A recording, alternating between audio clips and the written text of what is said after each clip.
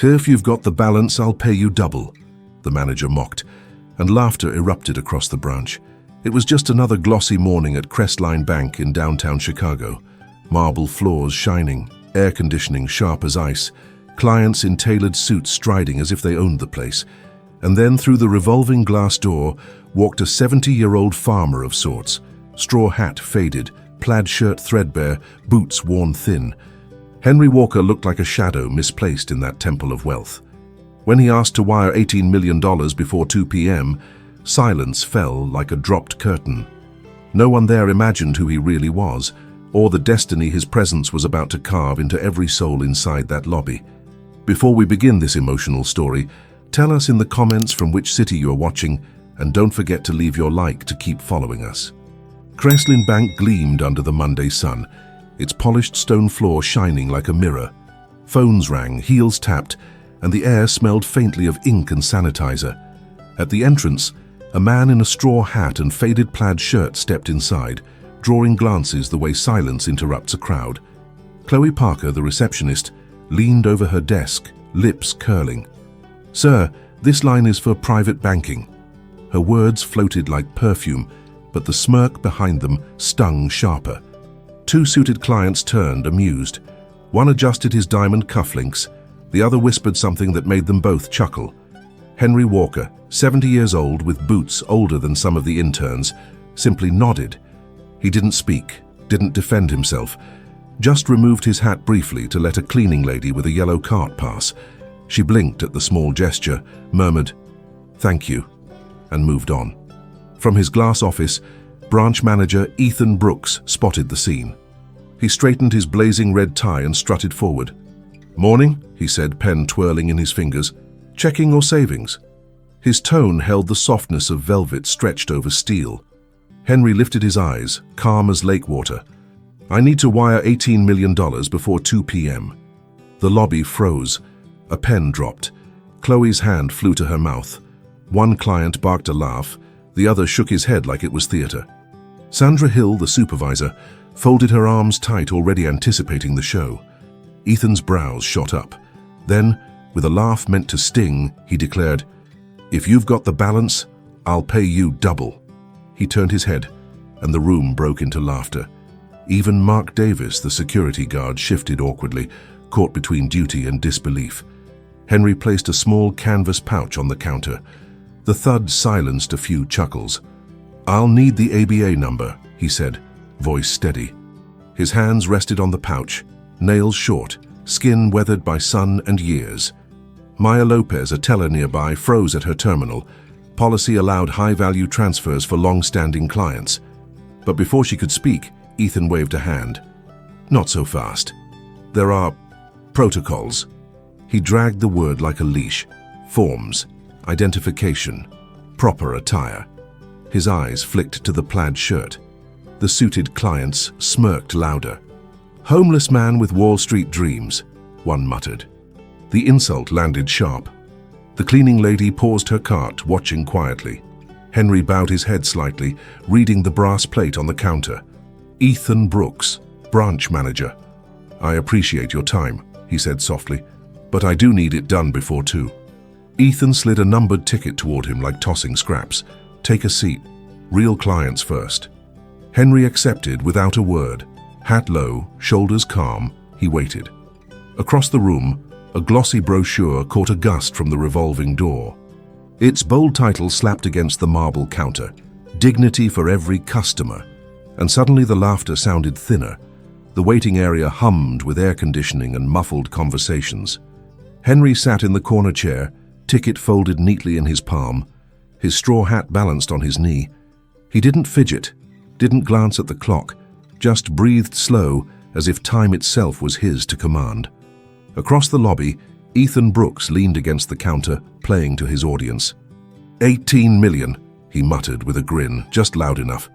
Chloe laughed, tapping her manicured nails like applause. Sandra Hill joined in, her arms crossed tight, judgment sealed on her face. The suited clients leaned closer, one whispering, "Bet he can't even cash a check." Maya Lopez at her teller station bit her lip. Her terminal glowed, the wire transfer form ready.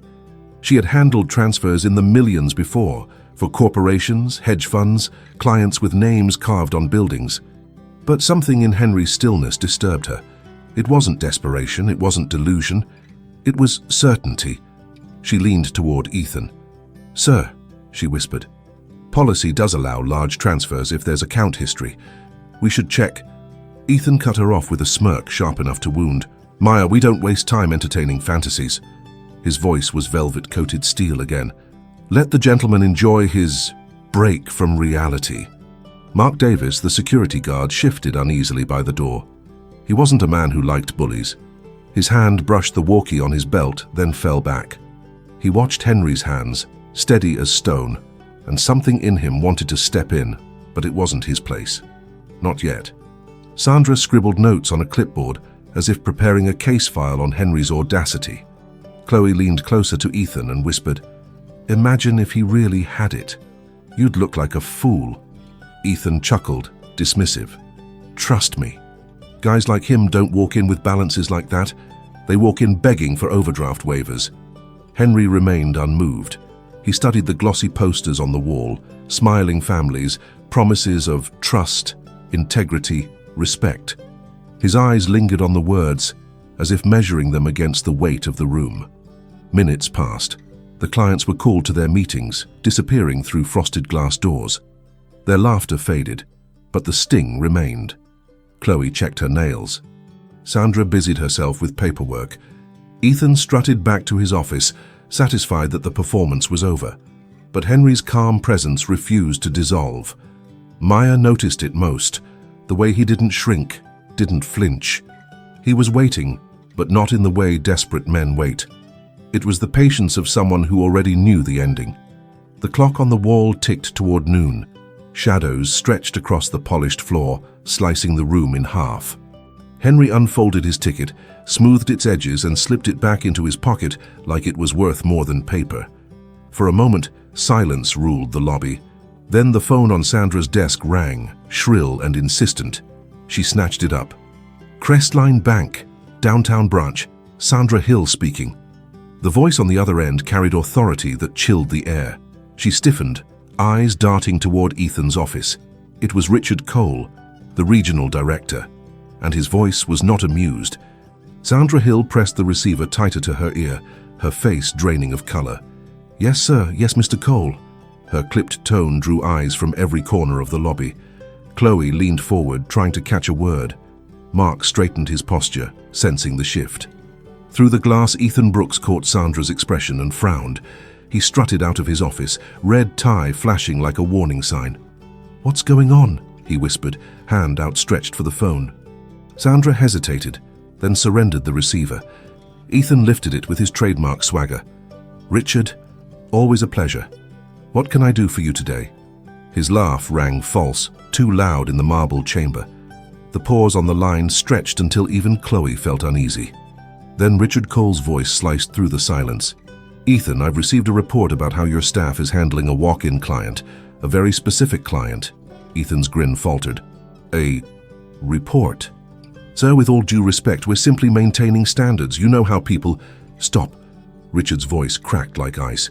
"Do not finish that sentence. You're on speaker in my office, and half the board is here. We expect that transfer executed immediately." The color drained from Ethan's face. His eyes darted toward Henry, still seated, ticket folded in his palm, as if he hadn't heard a word. Ethan forced a laugh. "Of course, sir. We were just verifying details. Security, you understand." Richard didn't laugh. "What I understand," he said coldly, "is that you're wasting time humiliating one of our most valuable clients. If I have to call back in 5 minutes, Ethan, it won't be to ask. It will be to replace." The line clicked dead. The silence that followed was heavier than marble. Chloe's smirk vanished. Sandra's clipboard trembled in her hand. Even Mark's jaw loosened, caught between relief and dread. Ethan set the phone down like it had burned him. His smile cracked, but he turned to the lobby with forced cheer. "Well, seems we've had a little miscommunication. Mr." He froze, realizing he hadn't even asked Henry's name. Henry rose slowly, straw hat in hand. His steps across the marble echoed, each one measured. He set the ticket gently on the counter. "Walker," he said quietly. "Henry Walker."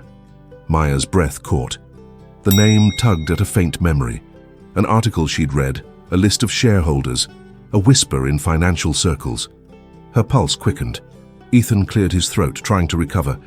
"Mr. Walker, of course, just a routine check. We'll have your transfer processed right away."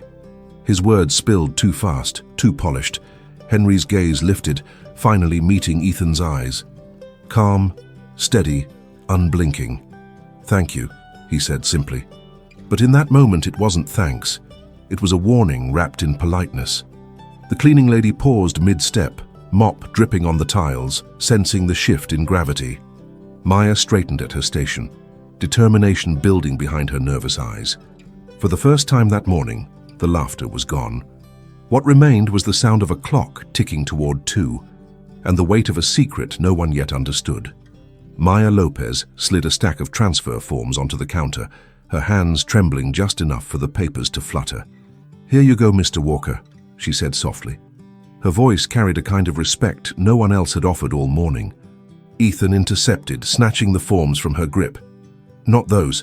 We'll start with identification, then proceed with compliance checks." His tone was syrupy, his grin tight. He shoved a thicker pile of paperwork forward, pages irrelevant, half of them duplicate requests.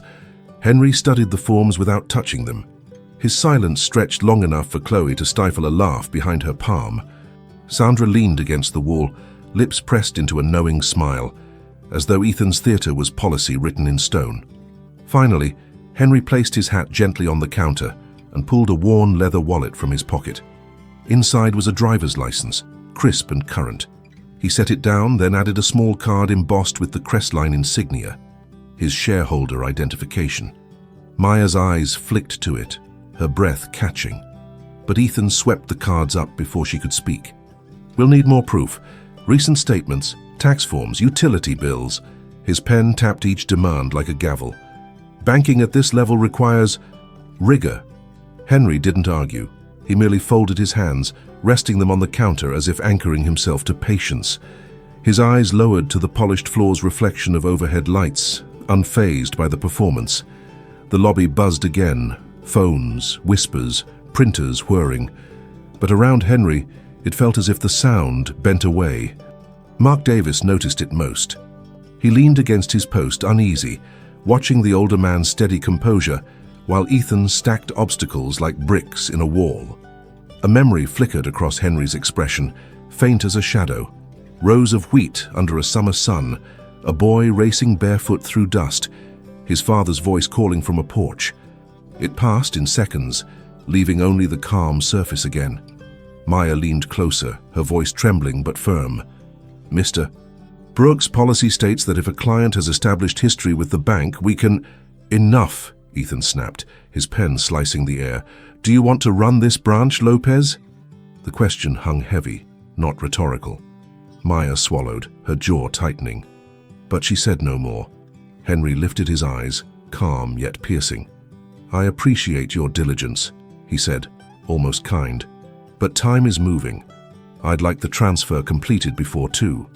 Ethan smiled thinly. "Of course, Mr. Walker. As soon as these protocols are satisfied." He spread the useless papers like a dealer fanning cards, sure of his control. But the clock on the wall disagreed.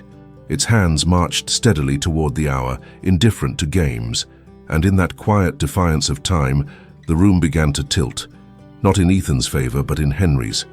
The marble clock struck 12, its chime echoing through the lobby like a warning no one wanted to hear. Sunlight streamed through the tall windows, slicing golden lines across Henry's boots. Still, he did not move. His hands remained folded, his breathing slow, as if he carried his own time inside him. Ethan Brooks paced near the counter, red tie swinging with every step. "You understand, Mr. Walker," he said, loud enough for the few remaining clients to hear, "that banking isn't a playground. Big numbers require big responsibility." His grin widened. "And frankly, you don't fit the profile." Chloe Parker snickered behind her desk, pretending to type but listening to every word. Sandra Hill pretended to review files but watched the scene like a spectator who already knew the ending. Mark Davis leaned on the security desk, his jaw tightening. He had seen arrogance before, rowdy clients, pushy brokers, but something about Ethan's tone unsettled him. It wasn't policy, it was cruelty, dressed in a suit. Maya Lopez's fingers hovered above her keyboard, itching to act. She had memorized Crestline's compliance manuals page by page. She knew Ethan's protocols were smoke, yet fear of his authority kept her silent. She thought of her daughter at daycare, the rent due next week, the risk of crossing her boss. Henry finally spoke, his voice low, steady. "I was told this bank valued integrity." He didn't look at Ethan. His gaze rested instead on the words etched into the wall plaque: trust, service, respect. The irony was sharp enough to sting. Ethan laughed, clapping his hands once. "Integrity, of course, but we don't hand out wires like candy, Mr. Walker. Imagine the headlines if we let just anyone claim millions." He turned toward Chloe and Sandra, milking their attention. The poor maid who sweeps the lobby could try next. Laughter rippled between them. Henry didn't flinch. He adjusted his hat on the counter, brushing a speck of dust from the brim, his silence louder than any defense. Mark shifted forward, ready to intervene, but stopped when he caught Henry's calm eyes. There was no fear there, no need for rescue, only patience, as if Henry had already measured this moment and found it small. Maya's stomach twisted. She whispered almost to herself, "This isn't right." Ethan caught it. "Excuse me." He leaned across the counter, his smile thin. "Care to repeat that, Lopez?" Her lips pressed shut.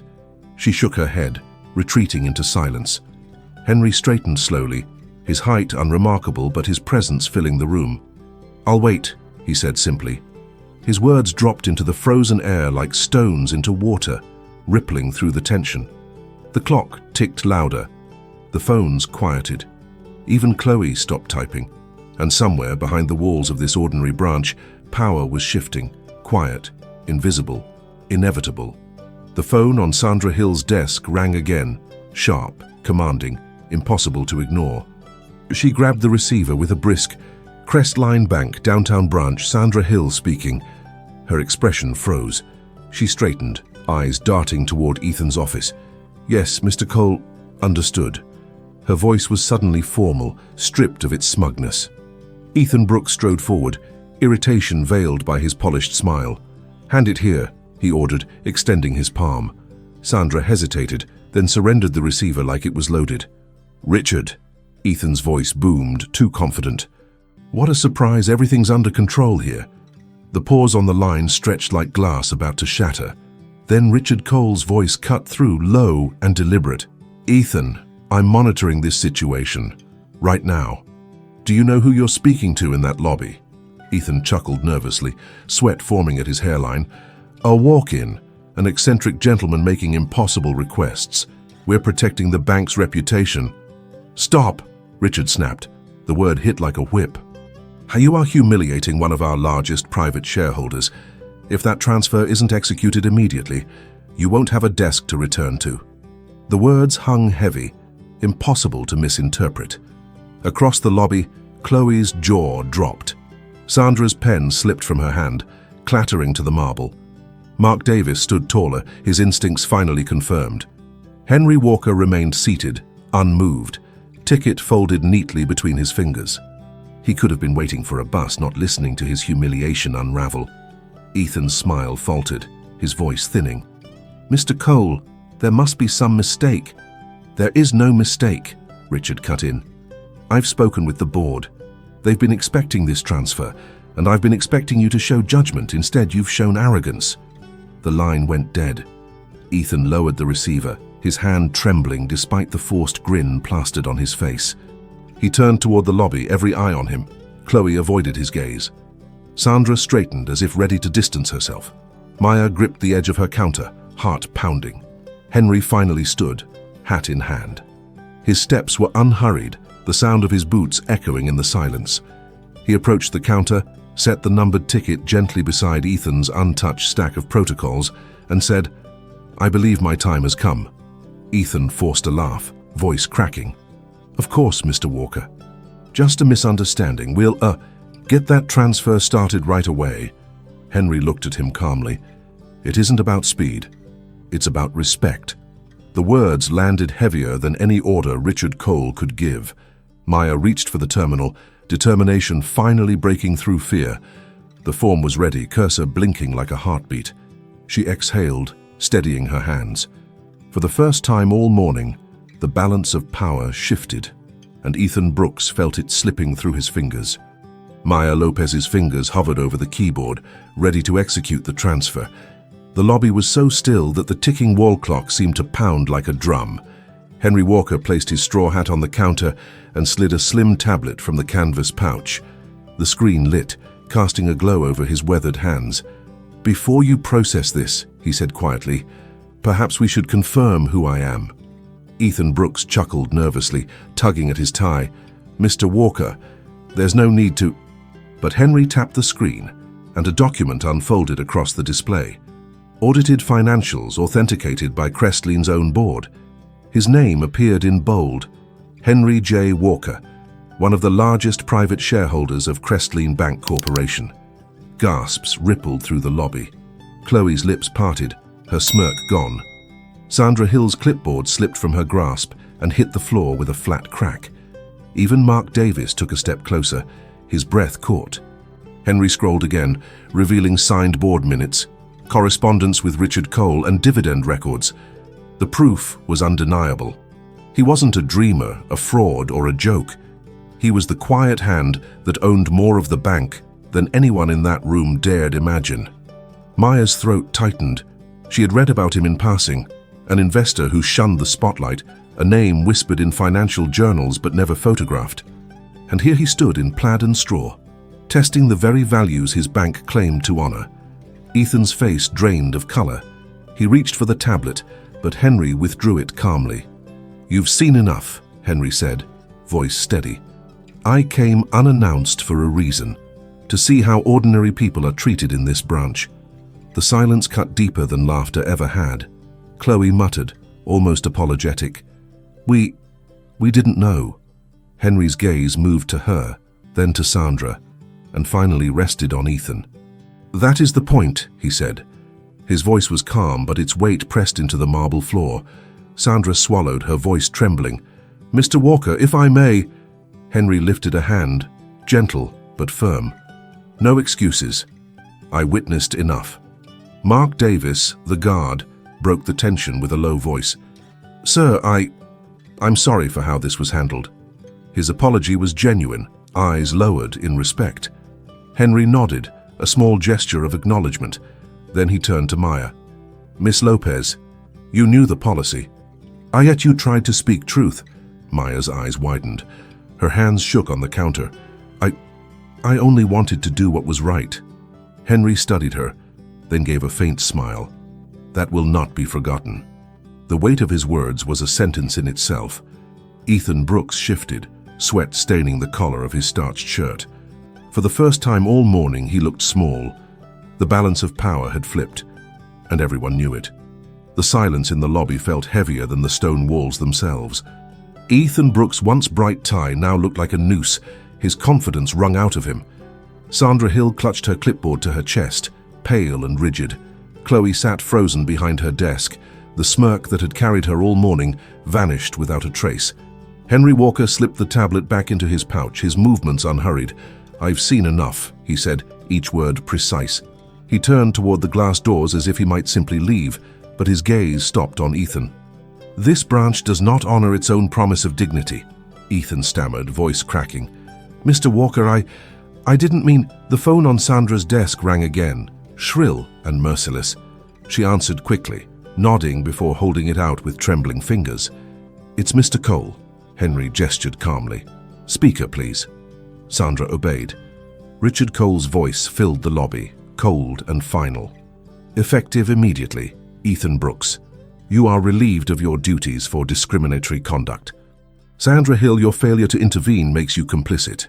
You are removed as well." The words hit like thunder. Chloe gasped. Ethan staggered, gripping the counter as if it might save him. "Sir, please, this isn't—" Richard continued, unflinching. Maya Lopez stepped forward.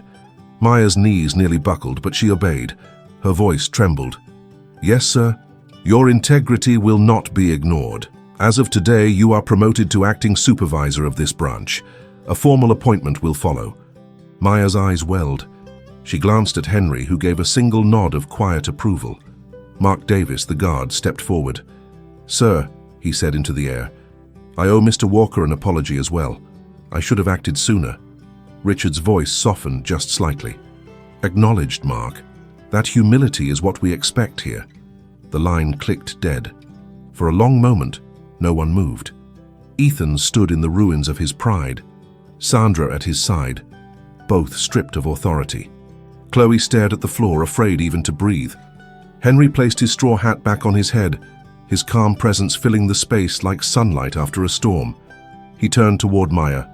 "Do your work with courage," he said. Her voice cracked. "I will." Then Henry's gaze shifted to Ethan one last time. Not cruel, not triumphant, simply steady. "Power is not in titles," he said softly. "It's in how you treat people when you think no one is watching." Ethan's lips trembled, but no words came. The lobby stood transformed. No laughter, no smirks, only silence and the weight of a truth too sharp to ignore. 6 months later, Crestline Bank's downtown branch no longer looked like the same place. The marble still gleamed, the chrome still shone, but something deeper had shifted. Right inside the entrance, a bronze plaque caught the light. Its inscription read, "Dignity for every customer." Visitors stopped to read it, some brushing their fingers across the words as though they carried warmth. The waiting area had changed too. Instead of sterile silence, there was conversation, laughter, the smell of free coffee brewing. A bulletin board displayed schedules for financial literacy workshops, sessions for seniors, small business owners, single mothers, and even teenagers learning to budget. Maya Lopez herself had suggested them, and now she stood in the lobby greeting clients with a confidence she never thought possible. Her daughter's crayon drawing of a house, taped discreetly to her desk, reminded her daily of why she had chosen courage. Staff no longer mocked, they encouraged, and Maya had earned not just a promotion, but respect. Mark Davis had stayed on as security, but his role had shifted. Clients greeted him by name. He answered with a warmth that made people feel safe, not watched. Sometimes he sat in on the workshops, admitting with a sheepish grin that even guards needed to learn how to save better. The old culture, snickers behind counters, arrogance in suits, was gone. Chloe Parker had been quietly transferred to another department, her replacement a receptionist with a disarming kindness. Sandra Hill's absence was never spoken of. As for Ethan Brooks, his name was now a cautionary tale whispered during training sessions.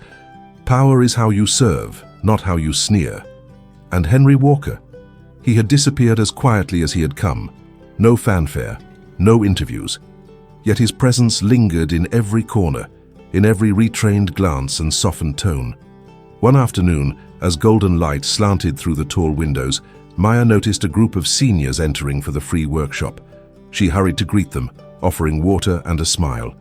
Behind her, the cleaning lady who once pushed a lonely yellow cart now wore a crisp Crestline badge, community assistant. She handed out pamphlets with pride, remembering the day one man had tipped his hat to her when no one else had. The branch had become a living reminder of what had happened, a story passed quietly from client to client, a lesson etched into every transaction. And though his boots no longer echoed across the marble, Henry Walker's invisible shadow walked there still. The autumn wind carried a bite as Ethan Brooks climbed the wooden steps of a modest farmhouse outside Chicago. The paint was faded, the porch creaked, yet the air smelled of cut grass and wood smoke, honest, unpretentious. Ethan's polished shoes looked out of place against the worn boards. For 6 months he had carried the weight of disgrace.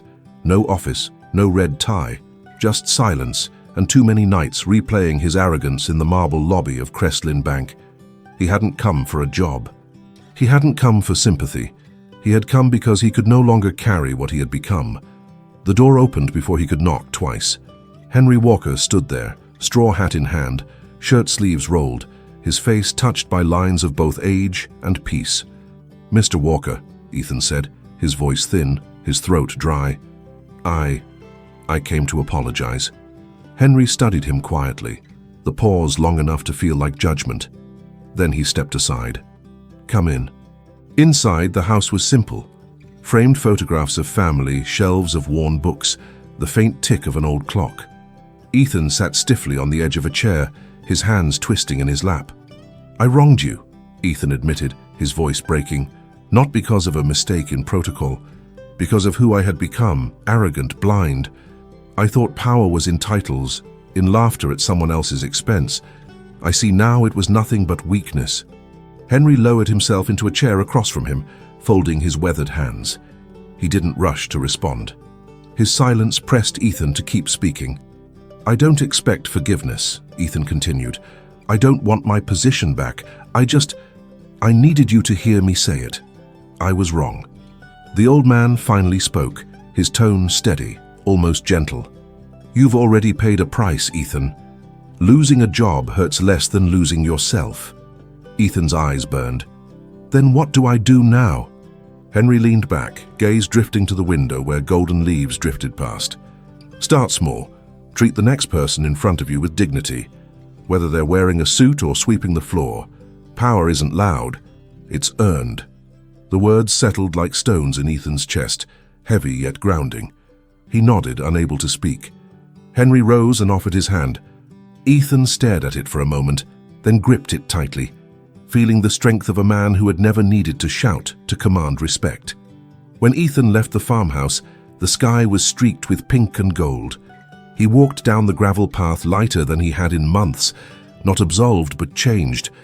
And in the quiet house behind him, Henry Walker placed his hat back on the peg, the faintest smile crossing his lips.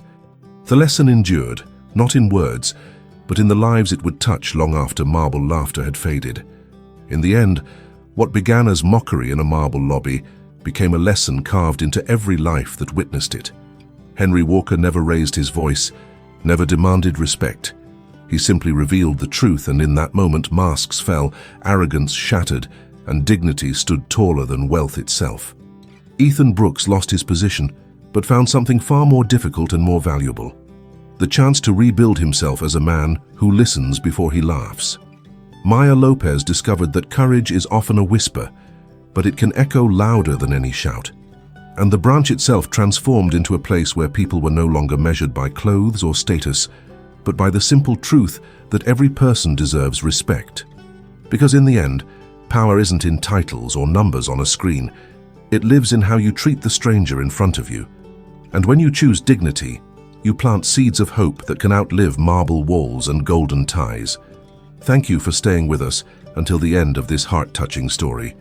Tell us in the comments which part moved you the most. Subscribe and turn on the bell to receive more stories that inspire and transform. Leave a like if you believe in the invisible strength of dignity and family. And above all, thank you for being part of this community that believes in stories with soul. And before you go, watch the story. I leave here on the left. I'm sure it will also move you and make you reflect.